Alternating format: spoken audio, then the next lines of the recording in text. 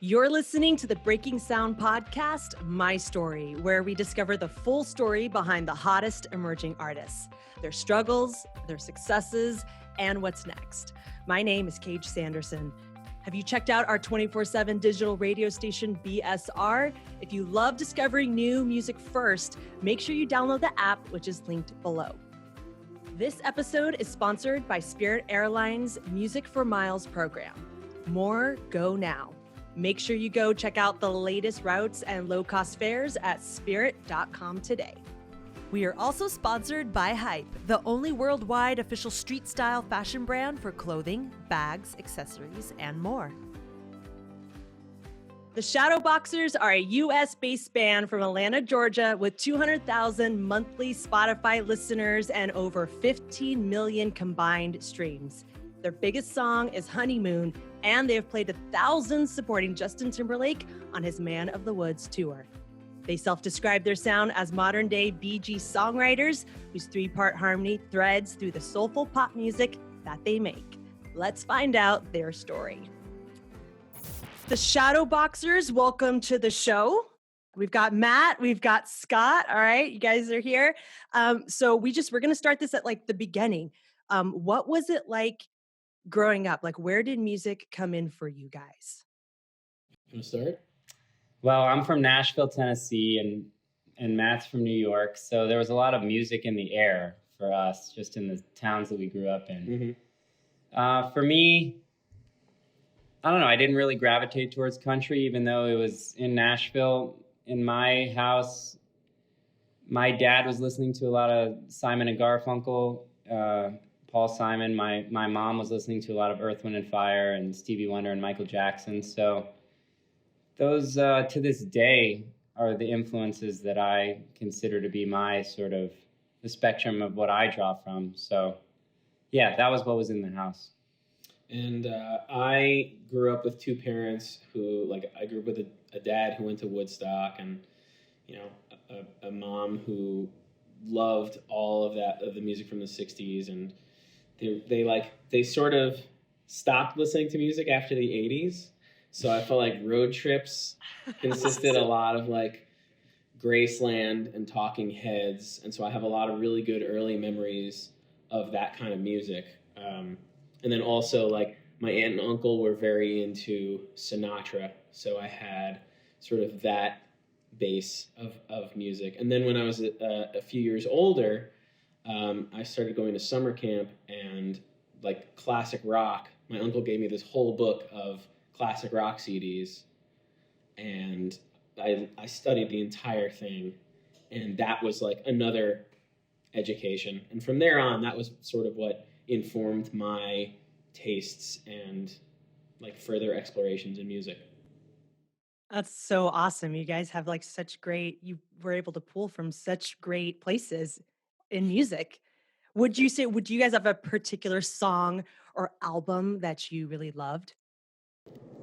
Yeah, for sure. I mean, I'll just say Thriller, Off the Wall, those first Michael Jackson records. I think the first record that felt the first new record that felt important to me was Red Hot Chili Peppers' Californication. Totally. I'm right there with you. That's actually, I'm a total huge Red Hot Chili Peppers fan. So that's I think people don't realize how much they draw from, right? It's they've got the jazz, they've got the hip hop, it's rock, it's all of that. Yes. Totally. It's pretty amazing. Okay, so you guys, obviously your parents definitely influenced you with the music that they listened to. When it came to you doing music, did they give you a hard time about it, or were they very supportive and harnessing that talent? Our parents have been so supportive. Yeah. And same goes for Adam, who's our third member, who's not here. Our parents have believed in us when we were, first getting started individually in high school. Then we met in college, and we sort of multiplied times 3 instantly, because we all had such a shared passion, and our parents kind of linked up ideologically between us in the way that they wanted to support us. And we luckily had enough success early that they had parents, a lot of times they don't understand how to quantify what success is. And by the way, you could say that for us too. We don't really know how to quantify what success means, but for them, we had enough like early indicators from like approval from established people, stuff like that gave them that assurance that like, oh, these guys really, it's not just me being a parent. These guys actually are good, and other people are starting to see it too. Yeah, like easing their worries of like, is it going to happen though for you? We know you're good, but right? Yeah, of course. Absolutely. So you guys, you all went to Emory University down in Atlanta. How was like that synergy when you guys first met though? Was it like instant? Did you know like we're a band? It's funny because it's like the thing that happened that caused us to first come together as a trio. Yeah, like it was kind of a synergy. We submitted a song. Scott and I submitted a song for like an artist's competition at our school, and we needed a third guy. And I knew Adam, and from an acapella group. From an acapella group, but really B, because I had straight up stalked the guy when I first came to college.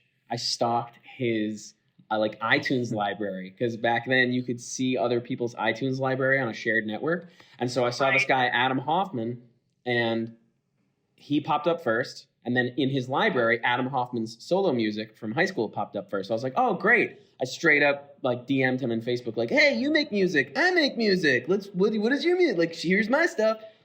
So yes, we were in an a cappella group, but also we had bonded over the fact that we were both songwriters. So brought Adam in, and then we competed in this arts competition, and we weren't even supposed to get in to the competition. Like, they literally accidentally sent us an acceptance letter. Yeah, like a finalist's letter. They took top 10, and I think we were 11th.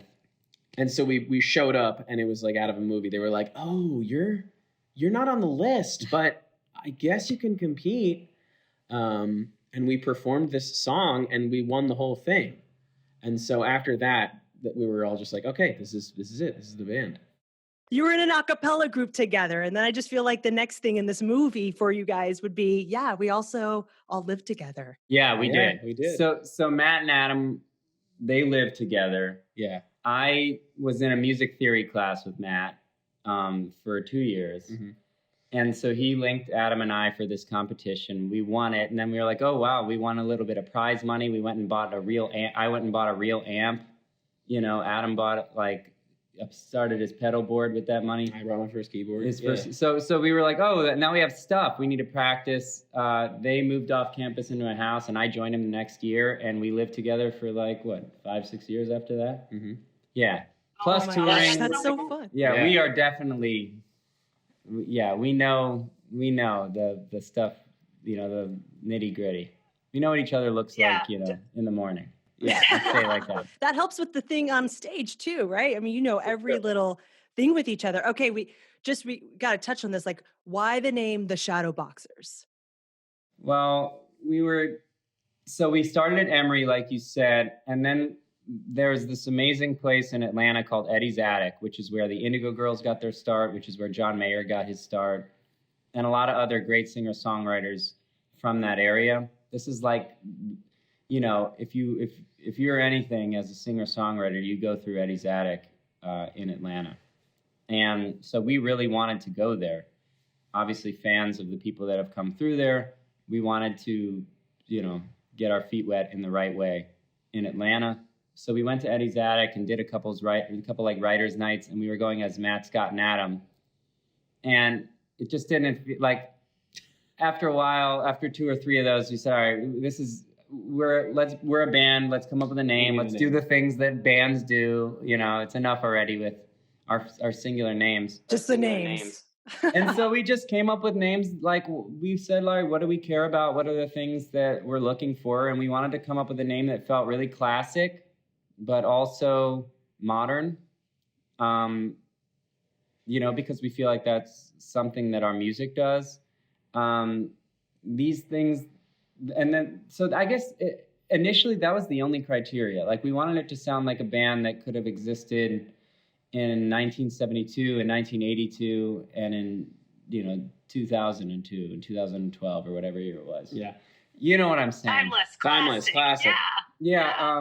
And then as the years went by and we sort of grew into the name, we had done all of these tours, and we kind of do this backwards as a modern band. Most people spend all their time in the studio and then play shows, and we played so many shows before we ever got into the studio, like hundreds.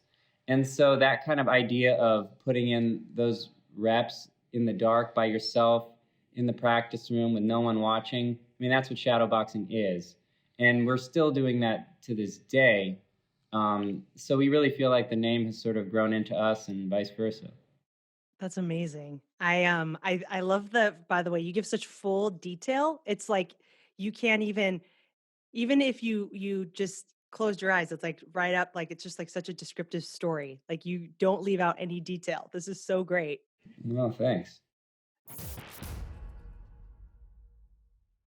What was your first performance together? What was it like when you guys like stepped on a stage for the first time?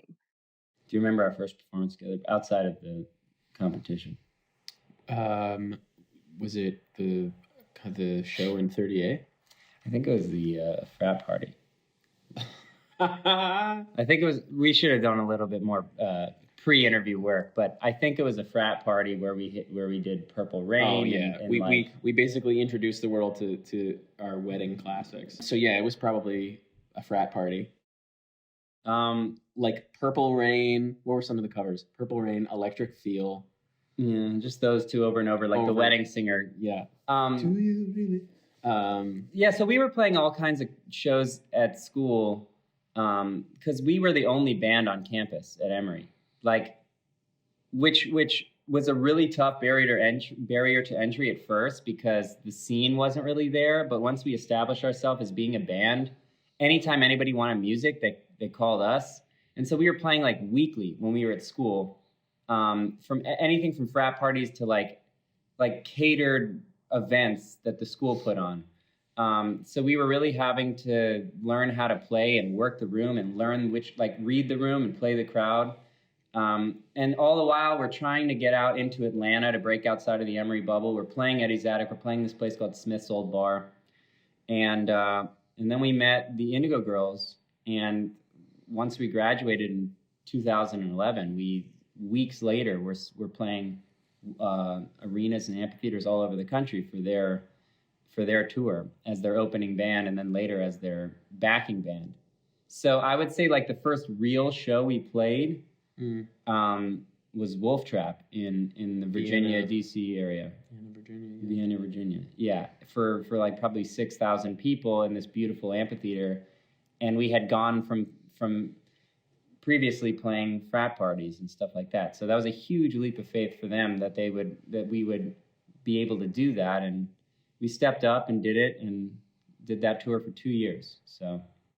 Well, I mean, like to your guys' credit, though, you can say, yeah, we went from frat parties to on tour with the Indigo Girls, but really anyone who's a musician knows that like the hundreds of shows you put in being basically like the Emory house band.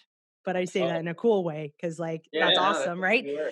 I mean, that really does prepare you, at that point, you can be in front of 6,000 people because you put in that time, you put in that practice, you perfected your thing, right? Yeah, well, that's what we thought. It definitely felt exciting and not daunting. I remember us being like, okay, we're ready for this. We've put in the time. That's true.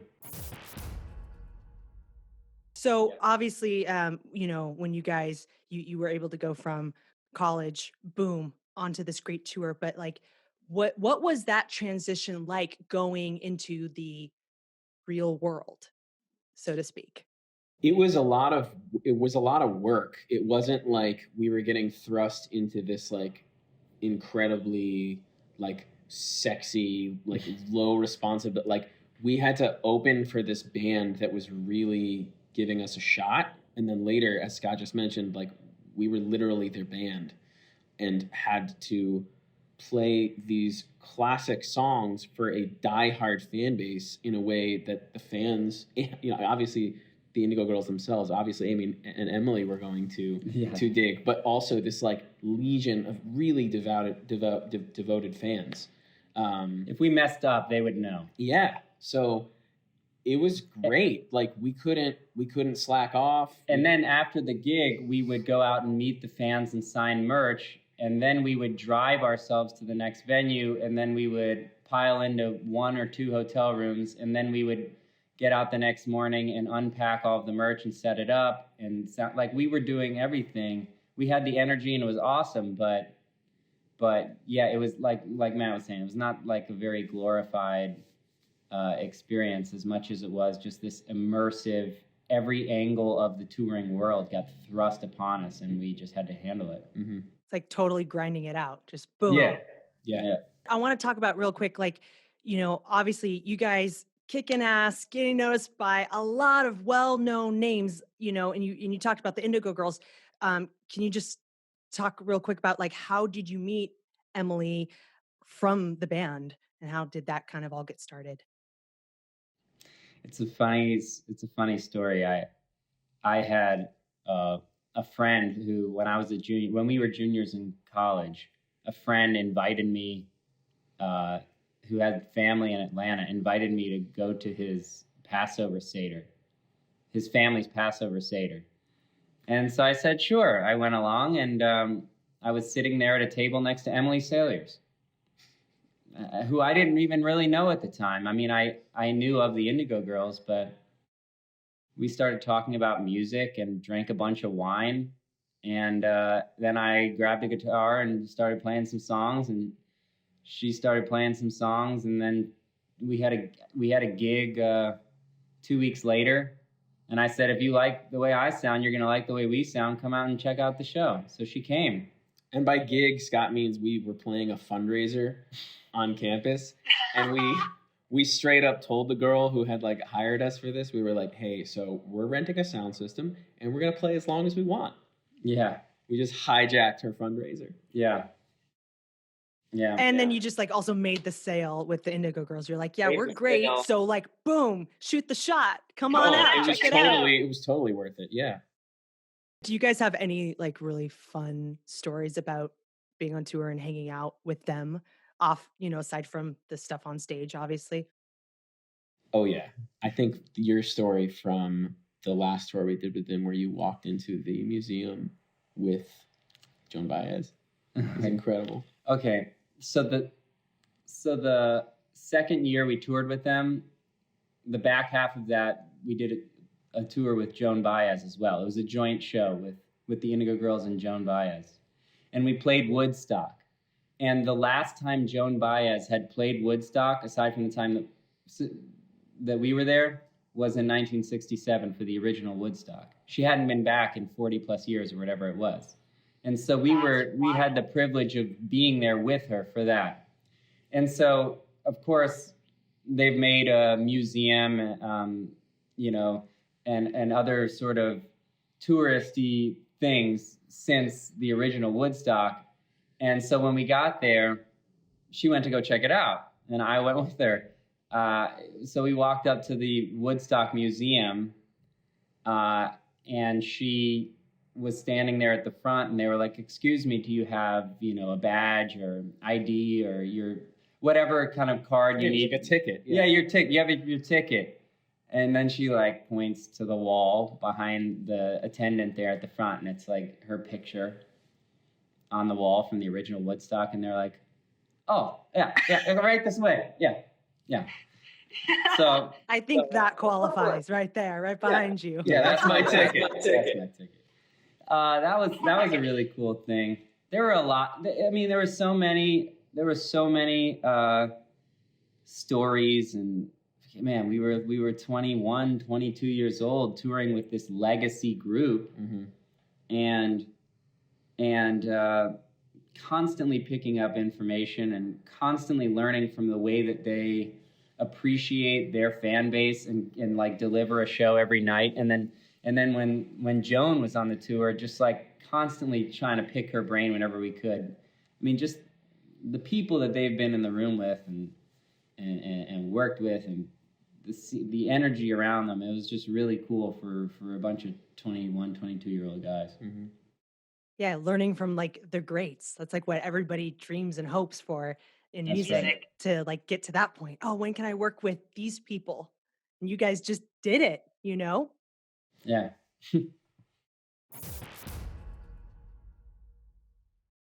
What did you guys think when Adam tweeted to Justin Timberlake? Nothing. Because we did, so it was the middle of this cover series that we were doing on YouTube, and we did it after every song that we posted. You know, oh, we did a John Mayer cover. Let's tweet at John Mayer. We were like, great, cool. That's what we. No one ever responded. Yeah, you learn after a while to not get your hopes up when you do something like that. Yeah. It's just this industry is full of hurry up and wait and maybes and things like that. So we've been conditioned enough at that point that we're like, all right, great, tweet at him. Good luck. I mean, it'd be awesome, but it's like tossing it in the wind. Okay. Yeah, toss it in the wind. Yeah, I don't think we were verified, so I don't think there was any like extra access. Any blue check mark available. Yeah, it was not going to happen. You're just like, hey, JT, we did a cover of Push Your Lover Girl. Like, that's literally what you like this. Bingo, that's literally what it was. Yeah, it might have been that. Yeah. That simple. And then like, there you go. Did he, like, when he did respond, what was that like? Like, were you guys just like, no way, this is not real? Yeah, I mean, I don't know what Christmas morning feels like, but we were all sleeping over at like Scott's parents' house after a gig in Nashville. And there was a lot of jumping on beds because we got the tweet the retweet at like midnight, and we were like all getting ready to like go to bed and drive back to Atlanta the next day. And like somebody just ran into the room and was like, look at your phone. Yeah, it was you or Adam. Yeah. And we were just freaking out for the next hour. Like, wait, first let's make sure this is real. Yeah. Oh my gosh, it's real. Yeah. And then we woke up the next morning and he had DM'd us and was like, hey guys, I've never done this before. Can I have a number to reach out to? I remember going for... Yeah, I know. I remember going for a run with my mom the next morning before we left town. And I was like, Mom, things are going to get different. Okay, I'm just preparing you. There's going to be comments and people. Like, let's just be mindful of that. You know, like our lives are about to change. You know, that's so funny. Brace yourself. Buckle in for the next chapter. I was like, Mom, just brace yourself. Things are gonna get wild. Oh my God. I'm still gonna be the same person. Yeah, I want you to know that. Look at me. Still your son. Look at me. It's me. It's still me. I went and woke him up. It wasn't like 12. It was later. It was like 2 or something like that. Great, even cooler. Yeah, because I mean we got hit of a rep here. Yeah, Let's say it was 3. It was 3 in the morning. There you go. But I went and woke up my parents because this was like huge, and I thought we probably did anyway with the noise we were making. And I remember my mom was like, "That's amazing." And my dad was like, "Great job, Scotty." Like typical dad response. Okay, great. Let me go back. back. Thanks, Dad. Yeah, so when you get to like work with Justin, like you're writing music with Justin Timberlake, you're let alone go on tour. Mm-hmm. If that already felt like whatever Christmas morning was supposed to feel like, right? Him just hitting you up on Twitter. What was that like? Which do you want to hear, the recording or the touring? Which do you want first? I mean, whatever. All of it. We want it all. So whichever you want to start with. So we recorded with him first. Actually, the first time we recorded with him was in Nashville. That was for a movie, and then we recorded later with him in LA. And you know, by then we'd like built a rapport with the guy, just because we'd been like sending songs back and forth, and we'd gotten dinner with him a few times, and so we felt really comfortable with him. And he'd seen a few of our shows, so he knows what we like. Yeah, he knew what we were trying to do, and he is as frustratingly talented as a producer as he is, a movie star and musician and writer and singer. He does a really good job of he has a really specific skill, which is a tough skill to have. He does a really good job of taking a song that's like 95% done and taking it that last 5%. He knows exactly what needs to be done to just like get to the finish line. And so, he was there for earlier parts of some of the writing and recording processes, but I remember that being like his superpower in the studio. Yeah, it's true. I mean, as guys who, we're writers first. We consider ourselves songwriters first. We come up with great chords, great melodies, or at least we think we do, and we stack the harmonies and we put the song together, and we feel like that's what it is. And then we get in the studio, we record the parts. Like I said, we started live, so we put down the drums, we put down the bass, we put down the keys, guitars, vocals. Then there's this whole other thing that you need to create the atmosphere. You need to color those things properly with the right textures and all of that. And so we'd be like working on a song all day, and he would come into the room and we'd be like, we think it's almost done. He'd be like, cool, can we get a microphone in front of this refrigerator? I'm going to slam this fridge a bunch of times, and that's going to be this awesome. And we'd be like, what? Yeah. Just creative genius. Yeah. I mean, he's taken in all of this knowledge from the Pharrells and the Timbalands and God knows what other producers he's vocal Max tips. Martin. Like, he just knows. Yeah, he's like, hey, Scott, can you track this vocal this way? This is what Michael told me. I was like, Michael Jackson? Yeah, this is something Michael told me. Yeah, right. Michael Bolton? Either one. I'm good with it. Either.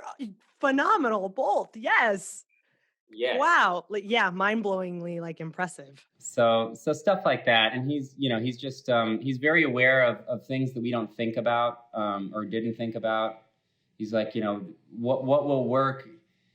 His scope of where a song can go and where it, like in terms of globally or in the club versus, there's just the size and scale of a song in his eyes is so much bigger than what we had thought of. Mm-hmm. And so it was really cool to see our songs and hear our voice magnified to reach the top of the bleachers at an arena, which is what we intended for it to do. And then I guess to segue into how the touring was, that's what it was. It was, we had never heard our songs that big before. We're sound checking in arenas and it's like, you play a note and it just slaps off the back of the arena and comes back and hits you 2 seconds later. That's it's just an adjustment process. Mm-hmm. Plus the stage he had, he's of course got to have an unconventional stage setup. Of course, JT. Yeah, so it was this kind of lava lamp looking intestine anatomical shaped stage. Weird. So the main stage, and then it snaked out into the center stage, and then it snaked even further into this kind of amorphous blob thing, and that's where we performed. So we were all sort of facing back to back to back in this roughly circular shape, with our drummer in the middle. And of course, we'd never played like that before. And of course, we couldn't get to the stage to practice on it. So we rented out this rehearsal space and taped out the dimensions of the stage and tried to practice as much as we could. And then our first time on the real stage was sound check of the first show in DC in front of 16,000 people. That's not, you're okay, guys, we just keep moving up. Now we're on this weird stage. It just keeps getting weirder. Yeah. All the obstacles. That's what it sounds like. You guys have but I mean, to your guys' credit, you really morph and adapt to each challenge. And you guys have been well prepared for each thing that's thrown at you. I think that's the part of the job that makes it keeps things exciting. It's we love having a challenge to sort of work around and try to puzzle solve with. It just helps keep things fresh and new always. So we always invite challenges like that. And remember too, we started with the Indigo Girls and then we toured with Justin Timberlake. And there's a lot of people who think that's too far ground to cover. Us included, initially.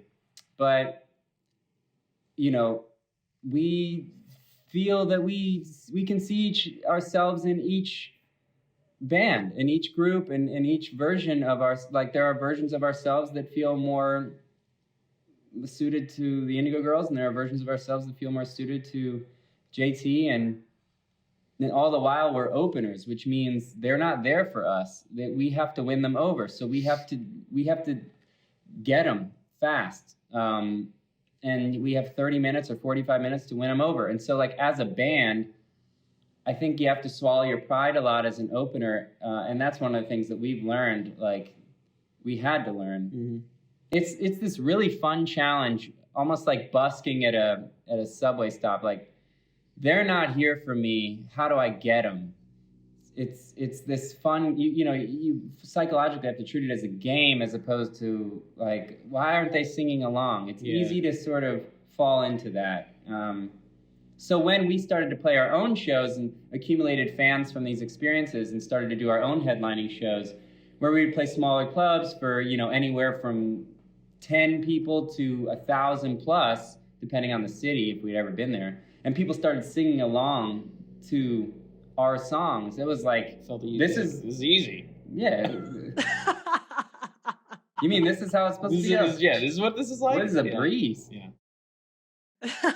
They're doing the chorus, guys. Hang on. Yeah, right. I mean, I would like to also touch note on, when people talk about kind of like you said, okay, I'm an opener and you're having to win them over.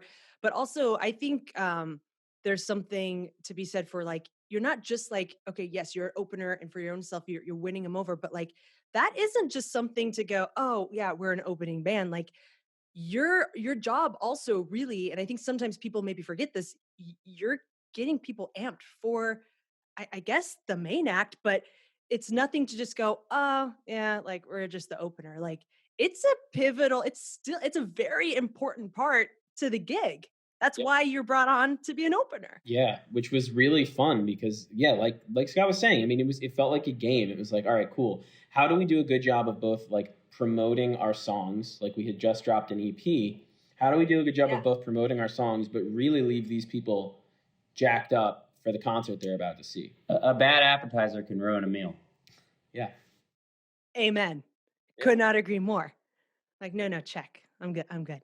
I just just gotta ask this too. When you guys were signed to Villa 40 in 2017, like obviously it changed your career because you learned so much from Justin, and you talked about on tour and in the studio. That sounds like such an amazing like experience. But like, what other ways did that affect the Shadowboxers? Well, it certainly relocated us. I mean, we moved to, I guess we had moved to Nashville before that, but it felt like it really sort of positioned us there for the time being.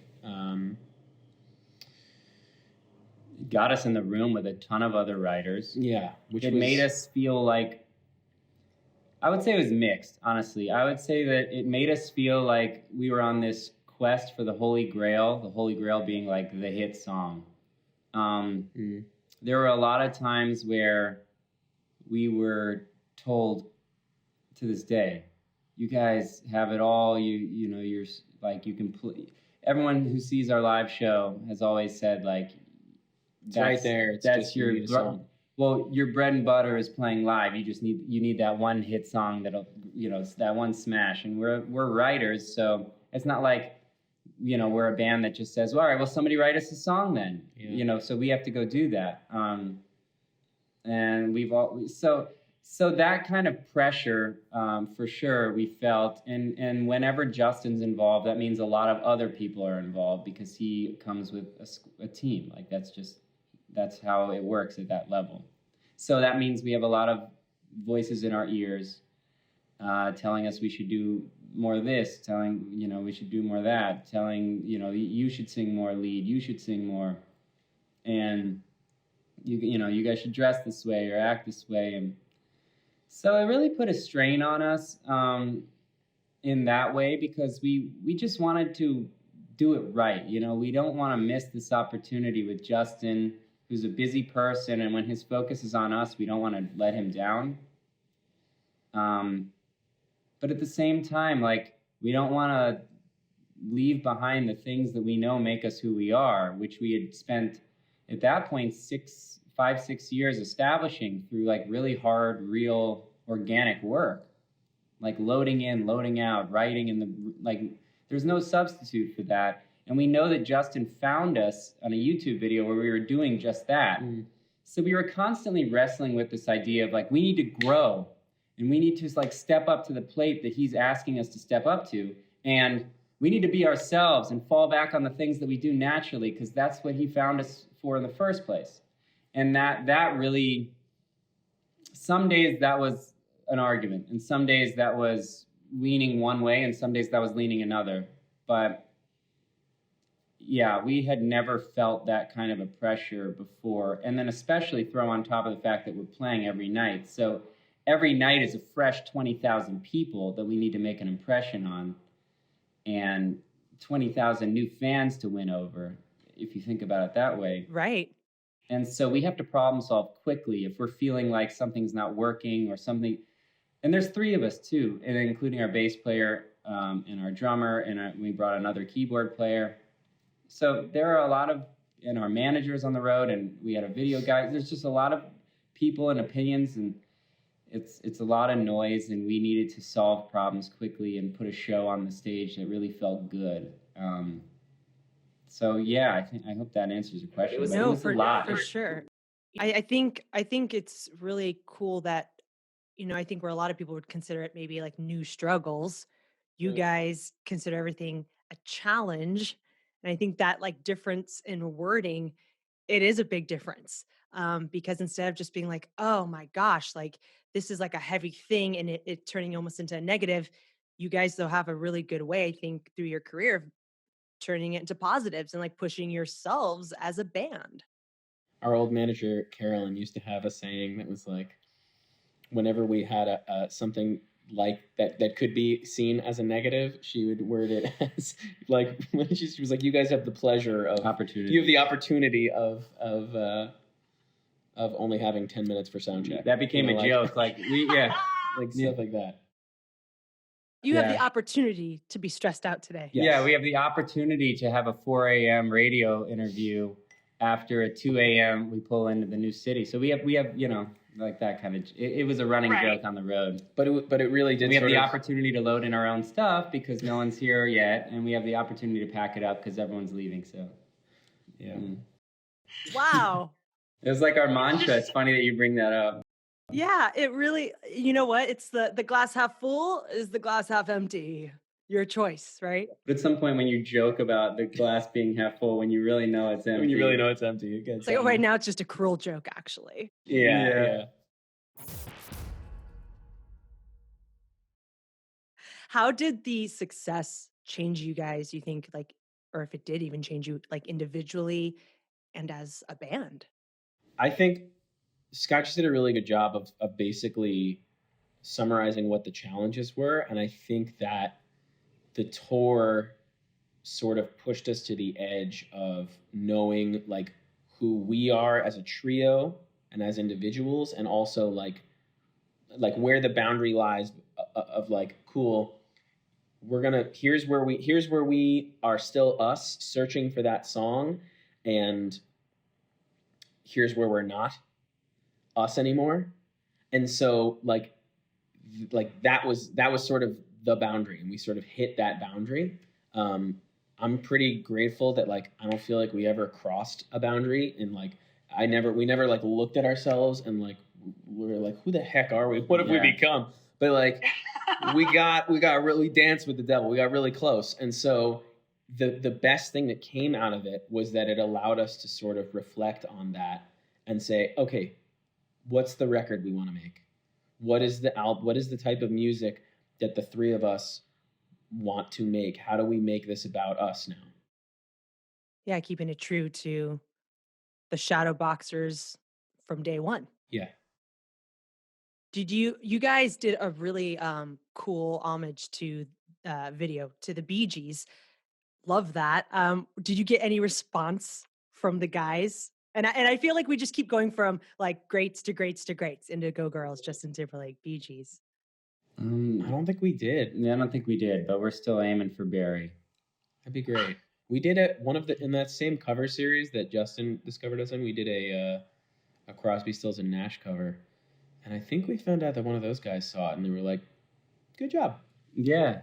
Yes. We've had a couple of those along the way. We've played a few shows with Kenny Loggins that have been like, we played, Footloose and Danger Zone with Kenny Loggins, and yeah, it's just a lot of those, and like there's always those moments when there's not always, but luckily for us there have been those moments where we get those kind of seals of approval from the source, and that sustained us. But your question about the Bee Gees cover, like when we got off the road, when we had felt pulled in a lot of different directions, we not only like creatively needed to sort of lock in and find out who we were, and maybe reel it back towards something that we're more comfortable with, but we also did that on our team as well. And we got out of the Villa 40 deal, and we had a distribution deal at the time that we got out of, and we just felt like there were a lot of people that were wanting to help, and they just didn't know what to do. It kind of felt like a bunch of people standing around a car going, "Who's driving?" Mm. And we realized that we need to drive, and we were hoping that someone else was just going to take the keys, and we were going to sit in the back and just go perform and sing when they told us to sing, and somebody else would lay out the roadmap. And that's not how it works. Maybe that is how it used to work, but for us, in our experience, it's not. And the more like assertive we became, the more our path became clear. So we got off the road and we sort of lightened our load in that respect, and spent a year recording. And when we were really like the whole point of this recording process was, who are we? Like, what do we do when there's no one else in the room? Because we've spent so many hours in the studio with other people, and we're great. We're sponges. We're adaptable. Great. But what happens when there's no one telling us to do something? What happens when there's no challenge or some, out of our comfort zone fan base to win over? What do we just do when we get total freedom to do it? That was the question we needed to solve. And we found as we were going through that like if we had to put somebody's picture on the wall as being like our guiding light, it would be the Bee Gees. And I don't even know why it took us so long to figure that out. It was almost like this thing we were fighting at times because it seemed maybe outdated. But our harmonies have always been the constant for us. Like since we started in 2008, when we first ever sang together, when I was 18, we were 18 years old, and now today, the same thing is true. No matter all of the different genres that we've tried, and production styles that we've tried, like we always sing the same way. That's the thing that clicked at the beginning, and the magic happened, and we always want to preserve that. So that's what the Bee Gees did. They were songwriters who wrote in all different kinds of genres. They're often pegged as being like these disco guys, but if you've seen that documentary on HBO, it's amazing. For sure, yeah. And it's really amazing how much they were able to do as songwriters, mm-hmm. And use their voices as the thread to tie all that together. And we're looking at ourselves like, I mean, it sounds obviously very, pretentious to call ourselves that. So we don't know how best to navigate that, but we do see ourselves sort of carrying that baton forward in today's world, where there isn't much three-part harmony carrying the lead vocal of a pop song. That stuff is reserved more for folk stuff, but we're a pop band. We love soul music. We love R&B music. That's what we write. That's what we gravitate to as listeners. And then when we sing, that's the magic. That's what got Justin interested. That's what got the Indigo Girls listening, and everybody in between. So that's what we locked in on in the studio, and that's what came out in The Slow March of Time Flies By. It's just like, well, like you said, it's having them, I think, saying, oh, the Bee Gees, it's like being more of just like your guiding light. It's like, that's also just, I think, it's not necessarily even saying you're trying to, oh, the Shadowboxers replacing the Bee Gees or anything. It's just more of like really a compliment to them, I think, and their style and what they've done like for music.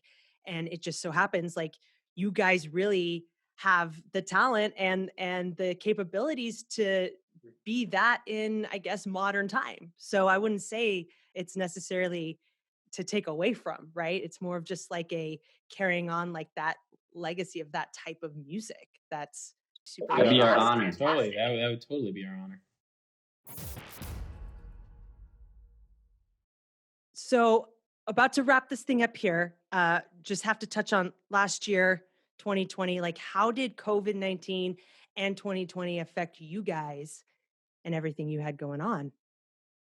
I mean, I think we are a band that has been fortunate enough to have a lot of really good luck and a lot of just sort of crazy moments where the stars have aligned. And, this was sort of the opposite for us. I mean, we know all artists are struggling right now, but, we were essentially going through a full rebrand that we had started. I mean, we were releasing this new album cycle starting in September of 2019, and it was culminating with an album that was going to drop that did drop in May of 2020.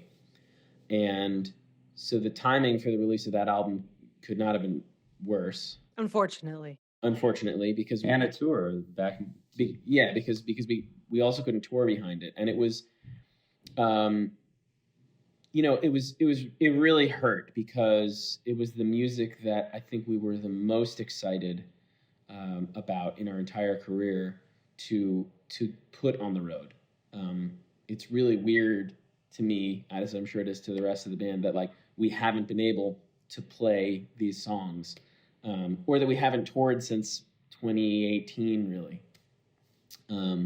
we've played a couple shows here and there, but so. It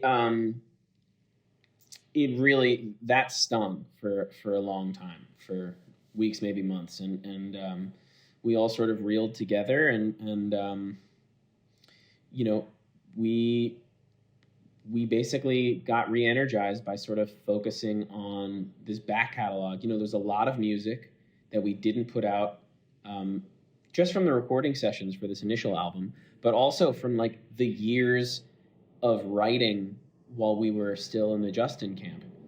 Hundreds and hundreds of songs. Hundreds of songs that are like already in pretty good shape, that we were, now have the skill set and the resources to sort of rework a little bit. And so we were like, all right, content is king. We've got all the time in the world now to just put out music. Yes, it sucks that we're not gonna be able to tour behind this record, but we have to tour again. So the best we can do is put out music into the world. And so that's been the focus for the Shadowboxers, is to just sort of keep putting out content. That's what I was going to ask you, is like, what is next for you guys? And do you have like, do you guys have anything, I guess, going into, it's weird to think like 2022, but if like all goes well, do you have kind of that idea of like, all right, get through even this year, the bumpiness of getting back to hopefully some normalcy, right? And then those kind of goals when things rolling. I'd say we're thinking more 4 or 5 months out as opposed to next year. At this point, things are just changing. Well, I guess maybe they're not changing at all, and they also feel like they're changing quickly, or they could change quickly. So we've learned not to make any grand plans.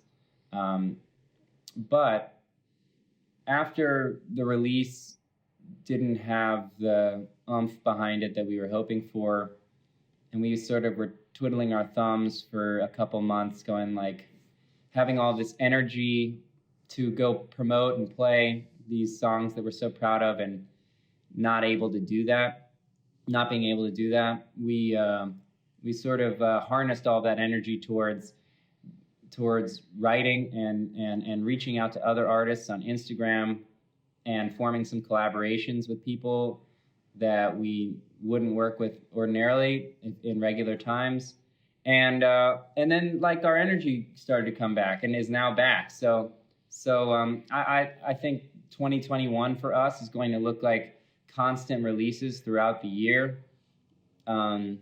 of new songs and new collaborations and reimaginings of older songs that people might have heard years back from us, and like it's a gift. Well, it's kind of like we were saying earlier about opportunity and challenges and things like that. If you see the time as an opportunity, as a lot of artists are, then we're trying to use it to do things that we haven't been able to do before. When you're on the road, you can't be in the studio, and vice versa. And they're two different muscle groups, and that's like the best way I can describe it. Like you have to train for one, and then you have to train for another. And so we're in really good studio shape right now. And so we're just going to get as much out of it as we can. And then getting back into tour life, are you guys any fraternity parties on the list there? any fundraisers, to warm back up, right? That sounds like the best tune-up gig ever. Oh my God. We'll take it, man. I would love to play a frat party. That sounds like a great time. We played an Instagram Live the other night, and we had 3 people in the room, and aside from obviously our screens. And we were like, all right, we're back. 3 people in the actual room, not 3 people watching. Oh, yeah, Instagram. 3 humans. 3 humans additional to us. So 5 total for those keeping score. Yeah. And we were like, all right, other people. So, yeah, we miss it. Circle back. Boom. Well, you guys, this was like a phenomenal conversation. Thank you so much for jumping on here and doing this with us. Matt, Scott from the Shadowboxers. This has been such a great show. Thank you so much for having us. It's been great to get to know you guys. And we are all, I know, really looking forward to what we'll see next from you. Same. This episode of Breaking Sound, My Story, was made by editing help from our in-house editing team. Did you know this episode was filmed also? Watch it on our official BSTV channel. Our Breaking Sound, My Story podcast is just a small part of how we support emerging artists. Discover more at www.breakingsound.com. To support our podcast, you can get a Breaking Sound My Story t-shirt by visiting breakingsound.com/merch. You can also follow the show on Instagram and Facebook at Breaking Sound Podcast. My name is Cage Sanderson. Thanks for listening.